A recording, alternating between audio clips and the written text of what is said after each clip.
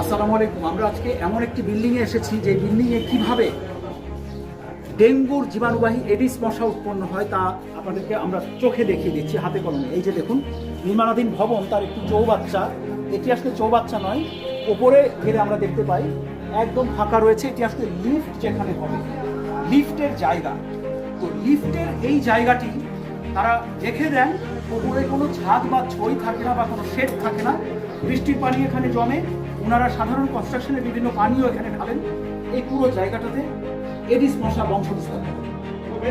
এতটুকু জায়গাতে কয়েক লক্ষ এডিস মশার ডিম পাড়া সম্ভব। তো নির্মাণাধীন ভবন আছে, আপনাদের প্রতি অনুগ্রহ করে আপনার এই লিফটের যে জায়গাটি গর্ত, সেই গর্তটাতে পানি জমতে দেবেন না। এই পানিতে জন্মাচ্ছে মরণ ঘাতী এডিস মশার বংশ বিস্তার এবং জীবাণু। সবাই সচেতন হন, এডিস মশাকে প্রতিহত করুন।